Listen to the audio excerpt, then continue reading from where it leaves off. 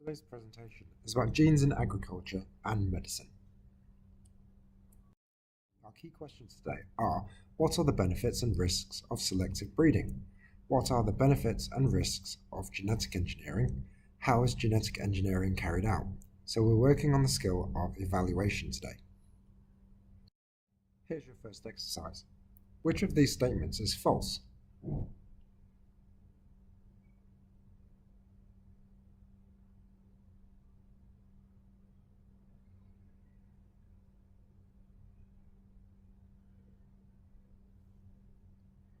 Well, the answer is none of them are false.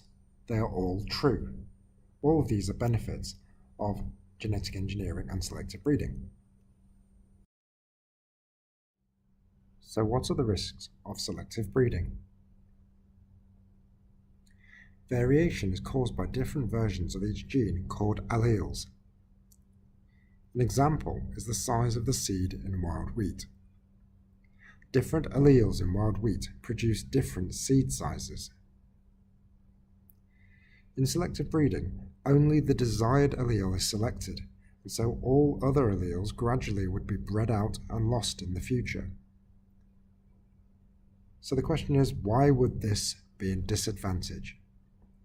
Well, if in future we decided that we wanted those alleles because they would be useful, there would be no source for those alleles because they would have disappeared from our population. There are problems with growing organisms in large numbers. As large numbers of organisms are farmed, they also have the added problem of being very similar to each other genetically. This means that if there's a change in environment, for example a new disease, then there's not enough variation to give any resistance to the condition. Also, there's the issue of animal welfare. Some chickens, for example, are bred for meat and are so heavy that they cannot stand up. During the 1840s, there was a famine in Ireland. This was caused by major crop losses of potato, the main carbohydrate in Ireland at the time. The farmers only grew one variety of potato. It was so genetically similar that a disease called potato blight, pictured here, was able to destroy the crop. Many families died, and those who did survive often ended up travelling to different countries to escape.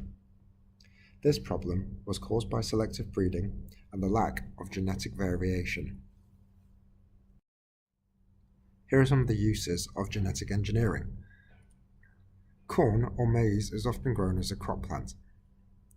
Corn borers, pictured here on the left, like to eat corn and damage the crop.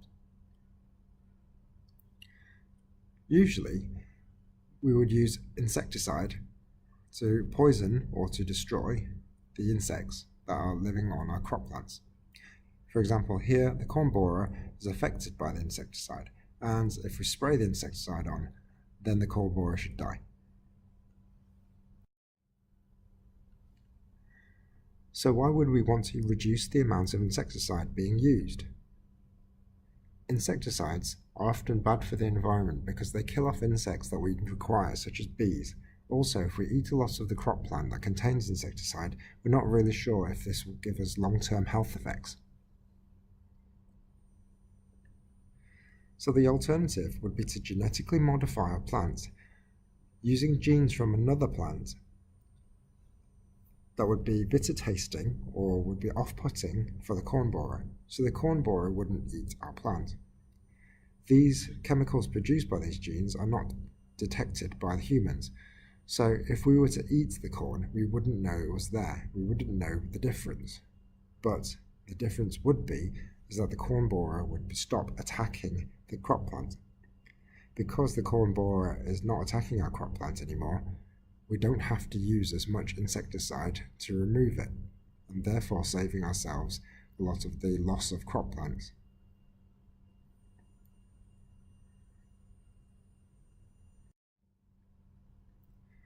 Other uses of genetic engineering could be to reduce the amount of herbicide.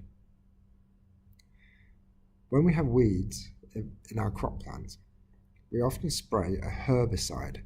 A herbicide is a weed killer. The herbicide is applied and then the weeds will die. Unfortunately, some of our crop plants are also damaged because they are also plant material, and so we reduce the yield of crop plant. Another scenario could be that we engineer a resistance to that herbicide. So, when we spray our herbicide onto our crops, this is only the weeds that are affected, and so therefore our crop plant survives at a much higher yield. This will reduce the amount of herbicide that we spray onto our crops. There are some objections to GM crops. For example, the seeds for GM crops are often very expensive and they are prohibitive for many farmers. Also, there is a fear that the wild type variety of a plant may be able to reproduce with the genetically modified variety and have the resistance genes passed on to them. Also, there is a fear that we're not sure what it would do to the wild type variety. And finally, there is a fear that eating GM crops would actually have a negative effect on human health, although there isn't actually any evidence to support this. GM technology can actually be very useful. In the case of type 1 diabetics have to inject insulin, which is a hormone to reduce the blood sugar level. The original source of this insulin was from the pancreases of dead pigs and cows. Obviously, if you're vegetarian, vegan, or even for some religious groups, this would be very objectionable. The alternative would be to use GM bacteria to produce human insulin. Human insulin would get around all of these objections so that vegans and all those religious groups would be able to take this. However, because it's slightly different from mammal insulin, there are some diabetics who can't take this. Here's another example of how genetic engineering can be used in a good way. This is Helen Sang. She's a Scottish scientist, and she's produced genetically modified chickens which have eggs that contain a protein which can be used to treat cancer cells.